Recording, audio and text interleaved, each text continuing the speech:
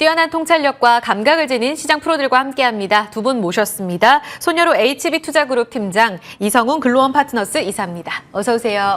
안녕하십니까. 안녕하세요. 네, 한 주의 마무리 잘 될 것 같습니다. 오늘 프로들은 어딜 봤을까요? 섹터 순환매 속에 두 곳 꼽아봤습니다. 먼저 첫 번째 섹터입니다. 프로의 시선이 머문 첫 번째 섹터, 향후 10년을 책임질 2차전지의 소재, 우리는 이 기업에 주목해야 한다. 오늘 2차전지 밸류체인이 다시 힘을 내고 있고요. 오후장까지 흔들림 없습니다. 사실 반도체가 가면 2차전지가 좀 흔들렸었고, 그런데 오늘 삼성전자가 그래도 꽤 괜찮은데도 불구하고 2차전지주들이 같이 오르는 이 흐름, 긍정적으로 보신 것 같아요. 섹터 선정 이유는요? 네, 우선 어떤 좀 FMC, 2월 FMC에서도 좀 기준금리가 동결될 거라는 부분이 조금 트리거가 됐다고 판단되고 있고요. 앞에서 앵커님께서 말씀해 주셨지만 이제 부채한도 협상이 이제 바이든 대통령 서명만 남으면서 성장주에 대한 투심이 이제 좀 꾸준히 개선되고 있다고 판단되고 있고요. 네. 그동안 이런 부분에서 좀 반도체 섹터로 좀 집중됐던 자금들이 그 주변으로 흘러 들어가는 모습들이고, 이제 많은 개인 투자분들께서 좋아하시는 2차전지 관련 종목들도 이제 뭐 사전에 뭐 저번 주나 저저번 주쯤에서는 약간 셀이랑 좀 양극재 소재 부분에 좀 외인과 기관의 자금이 집중되는 것이 아니냐라고 좀 판단을 하고 있었는데, 오늘 같은 경우 좀 뉴스가 두세 가지 정도 나오면서 음극재나 분리막 같은 관련 종목들도 강세를 보여주기 시작하고 있었는데, 음극재나 분리막 같은 종목들은 2022년에 안타깝게도 양극재 대비해서 실적이 안정적으로 나오지 못했지만 좀 음극재에 대한 필요성 이런 것들이 좀 대두가 되면서 음극재나 분리막 같은 종목들이 뭐 올해 말에 실적이 크게 개선될 것이냐? 그런 부분들 좀 확실하게 말씀드리기는 어렵겠지만 양극재나 셀, 그다음에 LG화학에 비해서 확실하게 기술적 위치가 좋은 것으로 확인되고 있거든요. 그래서 상대적으로 2차전지 관련해서 관심 많으신 분들 입장에서도 약간 좀 고점 위치에 있는 셀이나 양극재보다는 상대적으로 음극재나 분리막 쪽이 좀 안전하게 수익을 가져갈 수 있다라고 판단되고 있고, 그런 안정적인 기술적 위치에서 저가 매수를 유입한 투자 주체가 외인과 기관이기 때문에 덤벼봐야 된다라고 판단해서 좀 준비하게 됐습니다. 네, 음극재, 분리막 이렇게 또 꼽아주셨는데 하나씩 좀 뜯어볼게요. 오늘 양극재, 뭐 에코프로나 LNF도 괜찮지만 음극재 선전이 굉장히 좀 돋보이거든요. 뉴스가 있었다 하셨는데 포스코랑 SKC가 손을 잡습니다. 물론 MOU라서 이것이 어떻게 개발되고 또 구체적으로 어떤 플랜을 갖고 있는지에 대해서는 좀 더 지켜봐야 될 것 같기는 한데, 포스코 그룹이랑 특히 SKC는 8%까지 급등이 나오고 있잖아요. 어느 정도의 영향력에 또 무게로 봐야 될까요? 네, 우선은 이제 앵커님 말씀해 주신 것처럼 MOU 단계이기 때문에 어느 기간 안에 어떠한 실적이 나올 것이다. 물론 좀 미끄러질 수도 있습니다. 근데 어떠한 성과가 나올 것이다라는 기대는 갖고 있는 것이고, 사실 그런 부분들을 우리가 예상하지 못한 타이밍대로 나오지 못하더라도 워낙 관련 종목들의 기술적 위치가 좋다 보니까 크게 리스크는 없는 것 같다라는 판단하에 좀 자금이 들어오는 것으로 판단되고 있고요. 확실하게 포스코랑 SKC가 내놓은 뉴스가 트리거가 됐지만, 사전에도 우리가 4월 중순이나 5월 초로 가더라도 테슬라 같은 경우도 새로운 배터리에 어떤 음극재, 실리콘 음극재를 도입하겠다라는 뉴스가 나왔었고, 이에 발맞춰서 삼성 SDI도 LG 에너지 솔루션과 협업을 해가지고 실리콘 음극재를 개발하겠다. 이런 부분들이 왔을 때는 외인과 기관들의 저가에서 들어왔었습니다. 근데 이런 부분들도 그냥 지나가면서 말씀을 드렸지, 지금은 그래도 외인과 기관이 그렇게 공격적으로 자금이 들어오지 않으니까 셀이나 양극재를 보시는 게 좋을 것 같다라고 말씀을 드렸었는데, 네. 오늘 이런 포스코와 SKC의 뉴스가 나오면서 상당히 외인과 기관이 조금 노골적인 매수가 들어오고 있으니까 일단 기술적 위치가 좋으니까 관심을 가진 다음에 이런 MOU에 대한 추가 모멘텀이 나오면서 외인과 기관의 뭐 수급 동향이 바뀌는지 이런 것들을 확인해 가면서 트레이딩 해보시면 좋을 것 같습니다.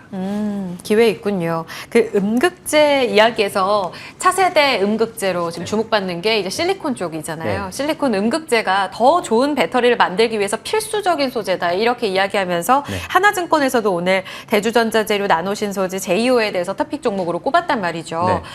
가야 할 길인지, 여기에 대한 시장 성장은 어느 정도나 크게 봐야 되는 건지, 종목은 어떻게 압축하는지까지 여쭤볼게요.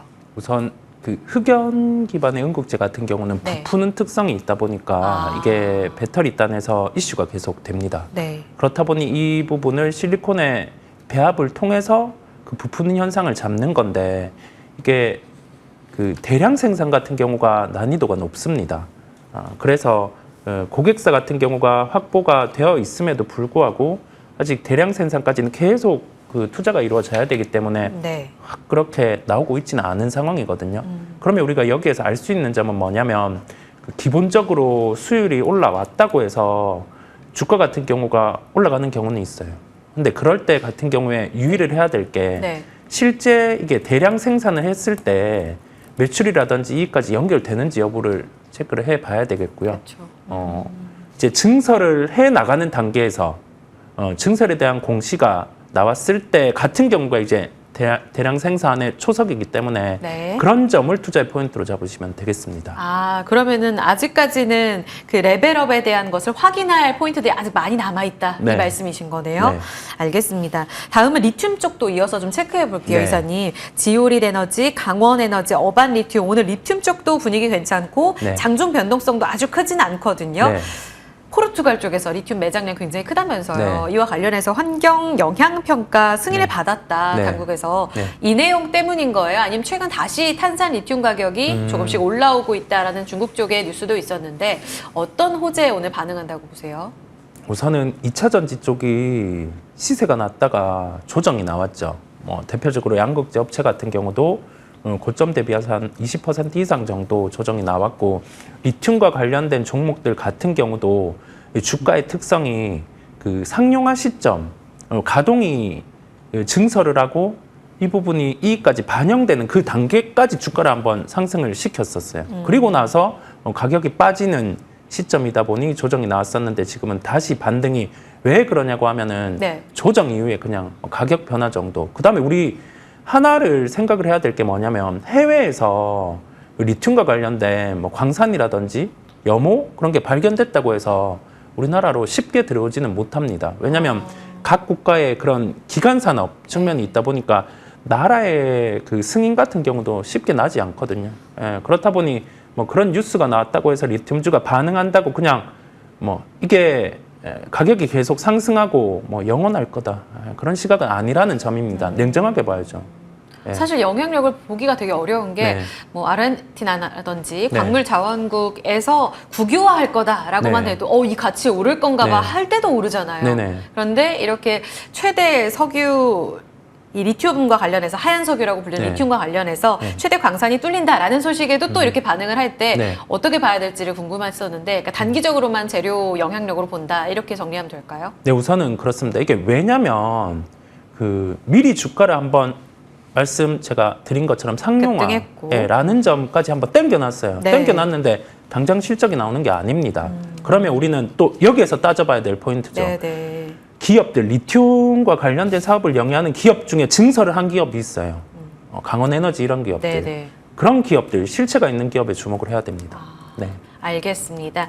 뉴스에 너무 영향을 받기보다는 실질적으로 이 수직 계열화를 이뤄놨거나 네. 혹은 증설과 관련된 모멘텀이 확실한 쪽으로 오는 기회가 있다. 네. 그래도 단기적인 조정은 딛고 올라서네요. 그리고 분리막 쪽도 보겠습니다. 이번엔 손 팀장님께 여쭤볼 텐데요. SK 아이테크놀로지가 사실 다른 쪽이 흔들릴 때에도 꽤 강했었거든요. 오늘 그 직고점을 뚫어내고 연고점까지 나오고 있습니다. 와, 북미 진출 때문이에요?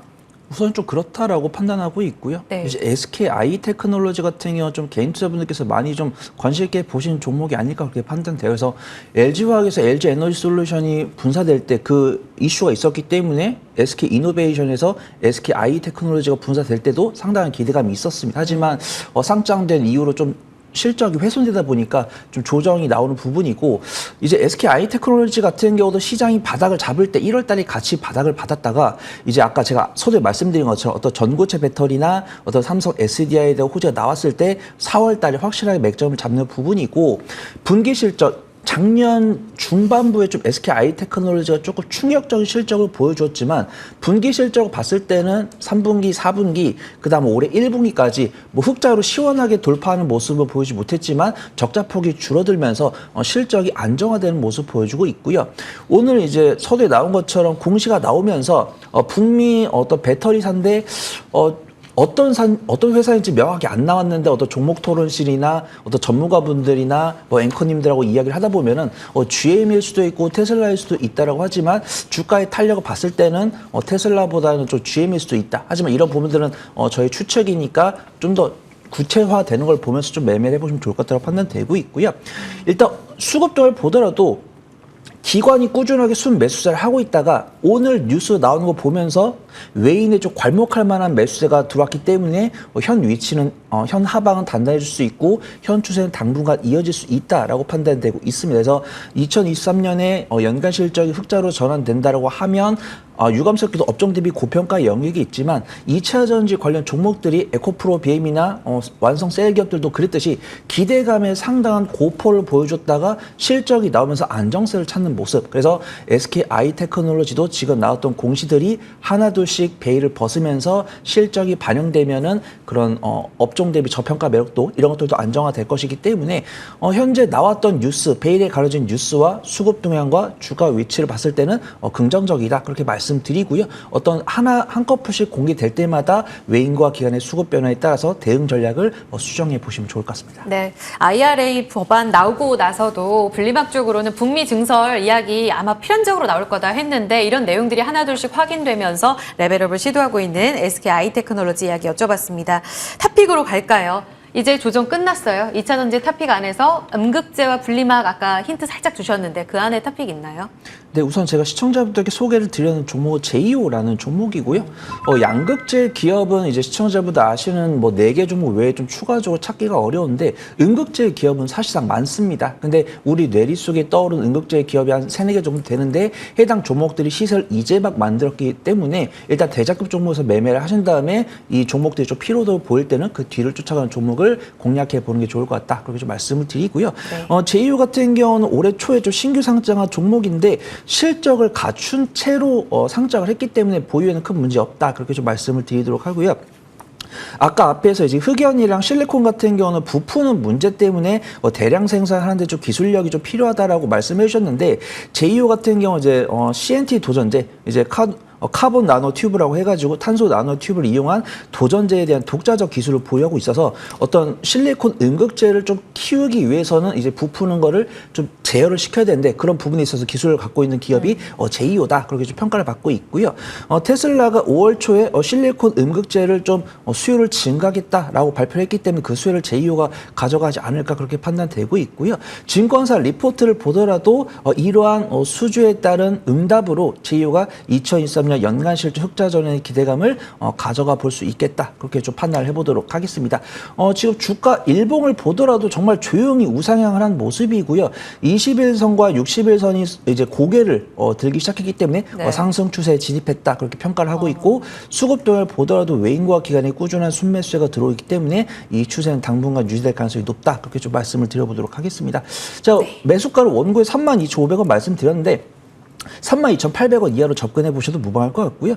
손절가는 35,500원 잡고 목표가는 4만 원 잡고서 뭐 단기 스윙도 괜찮고 중장기적인 관점도 괜찮다. 그렇게 말씀드려보도록 하겠습니다. 오, 짧게도 길게 봐도 매력적입니다. 제이오 이제 바닥 다져가면서 32,000원까지 어느덧 올라오고 있습니다. 4만 원까지 본다라는 전략 참고해 보겠습니다. 첫 번째 2차 전지 안에서 탑픽까지 들어봤습니다. 두 번째 프로의 시선이 머문 곳으로 가겠습니다.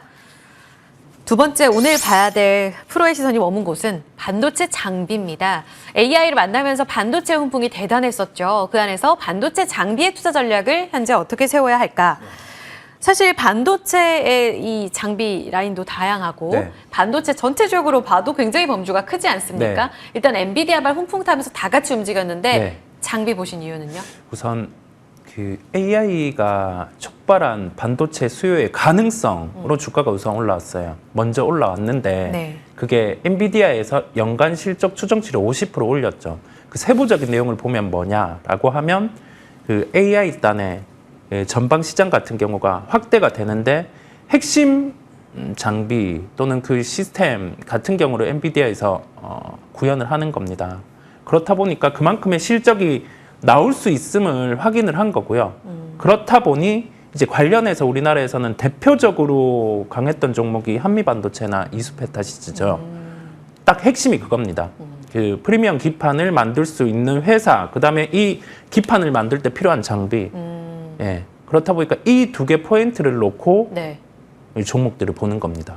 네, 핵심 공정에 대한 주목이 필요하다는 거죠. 네. 그렇게 두 종목이 꼽히면서 시세를 이끌었는데 같이 봐야 될 이런 미세 공정이라든지 핵심 공정에 대한 포커스를 좀 더 맞춰봤을 때 장비 쪽으로 좀 더 포커스를 맞춰야 한다. 이 전공정과 후공정 이분법으로 지금 나눠서 다 볼 수는 없지만 네. 이렇게 나눠서 봤을 때 매력의 우위는 어디 있다고 보세요? 사실 한때 그러니까 메모리 훈풍이 불기 이전에 후공정 쪽이 굉장히 강했었잖아요. 지금 현재 봤을 때 매력도는 어때요?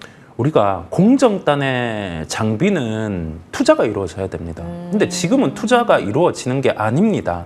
그렇다 보니까 반도체 장비주를 보는 타이밍은 아니에요. 우리가 주가는 방향이 맞는데 속도가 안 붙으면 그만큼의 기회비용이 손해를 보는 거잖아요. 그렇죠. 네. 그 생각을 해야 됩니다. 장비는 아직 아닌데 왜 그러면 장비주를 갖고 네, 왔냐. 맞아요. 그거거든요. 네. 그러면은 AI가 촉발한 반도체 수요 사이클의 가능성 그건 거죠. 그럼 예. 하반기 내년 증설 모멘텀을 보고 지금 봐야 된다라는 말씀이세요? 반도체 장비주는 아니고요. AI와 관련된 반도체 그 부분의 장비주인 거죠. 예. 포커스를 핵심 네. 공정으로 좀 더 좁혀서 맞습니다. 봐야 한다. 사실 저는 이 AI가 촉발한 반도체 수요여서 시스템 네. 반도체 쪽으로는 전체적으로 후공정 쪽이 아무래도 오사트 네. 쪽 수혜를 받을 거니까 네. 이쪽 매력도 보시지 않을까 싶었거든요. 그쪽도 매력은 있는데 우리는 언제나 선택과 집중이죠. 예. 네. 1등을 찾아야 됩니다. 뭐 2, 3등 아닌 거죠. 1등을 찾아가야 됩니다. 1등 찾아보면 답이 나오는 거죠. 예. 알겠습니다. 그냥 메모리 반도체 안에서 기존의 반도체 장비단이 이제 증설과 함께 움직였던 전공정, 후공정 이쪽 라인보다는 HBM 이야기 나오면서 고대역폭 메모리 반도체와 관련된 쪽의 핵심 공정의 장비를 꼽자 이렇게 강조를 해주셨어요. 네. 그러면 종목 하나 더 여쭤보겠습니다. 손유로 팀장님, 오늘 펜트론이 왜 이렇게 강한 건지 사실 오늘 소부장단이 다 강하진 않거든요. 그 안에서 지금 직고점 15,280원까지 어느덧 올라서는 모습입니다. 오늘의 강세 어떻게 해석하세요? 네, 우선 뭐 펜트론 같은 경우는 좀 성장성과 안정성을 고루 갖춘 종목이다 그렇게 좀 평가를 하고 싶고요. 일단 업종 계열을 보더라도 3D 정밀 공정 검사 장비를 제조 판매를 하고 있는데 반도체랑 2차 전지에 동시에 납품을 하고 있기 때문에 그 두 가지 수혜를 동시에 입을 수 있다라고 판단되고 있고요. 2020년 연말에 상장을 했는데 그때도 안정적 실적을 기반으로 상장한 종목입니다. 그리고 3월 말에 한번 이야기를 나눈 적이 있었습니다. 그때 자비스하고 펜트론이 2차 전지 관련해서 공정 장비를 이제 수주했다는 뉴스가 나오면서 펜트론 같은 경우 상한가에 갔던 이력이 있는데 해당 갭을 좀 5월 초에 살짝 메꾸면서도 빠르게 상승하는 모습 보여주고 있고요. 지금 12,000원이나 13,000원 가격대 매물대가 두터워지고 있는데 이 수급원이 외인과 기관인 것으로 확인되고 있습니다. 네. 기관 같은 경우는 꾸준하게 매수해 보여주고 있고 외인도 매수할 때는 매수한 모습 그리고 오늘 같은 경우는 외인과 기관의 쌍끌이 순매수가 들어왔는데 그 매수 자금이 상당하기 때문에 현 위치를 지지할 가능성이 상당히 높다라고 판단되고 있고요. 실적을 보더라도 1, 4분기에 전년 동기 대비해서 거의 60% 이상 실적이 증가하는 모습 보여주고 있고 증권사 리포트를 보더라도 현재 캐파가 2천억 원 수준으로 작년 대비 3배 이상이고 현재 배터리 3사가 어떤 전기차 수요를 맞추기 위해서 증설을 하기 때문에 펜트론의 실적이 현 위치부터 추가적으로 개선될 가능성이 높다라고 이야기를 하고 있고요. 펜트론의 실적 추이나 수급들을 봤을 때는 감히 펜트론의 이 가격이 당분간 5년 안에 다시 오지 않을 정도로 좀 굉장히 좀 매력이 있는 가격대가 아닌가 그렇게 판단되고 있고요. 지금 펄을 보더라도 업종퍼가 지금 75.11인데 현재퍼가 23.95고요. 11개월 선행퍼가 10.42이기 때문에 현대도 저평가 매도를 갖고 있는데 연간 실적 기준으로 해서는 저평가 매도가 더더욱 심해질 수 있는 종목이다. 그렇게 좀 판단을 해보도록 하겠습니다. 그래서 어떤 장비 관련 종목들 중에서 좀 반도체랑 2차 전지 동반수를 입는 종목 중에서 성장성과 안정성을 고루 갖춘 종목을 좀 알고 싶으신 분야고 한다면 펜트론을 좀 유심히 지켜보실 필요가 있다. 그렇게 좀 말씀드려보도록 하겠습니다. 장비 전체적으로 봤을 때 간략하게 여쭤보면 지금 다시 업황 회복 기대감 때문에 소부장들이 들썩였던 건 맞잖아요.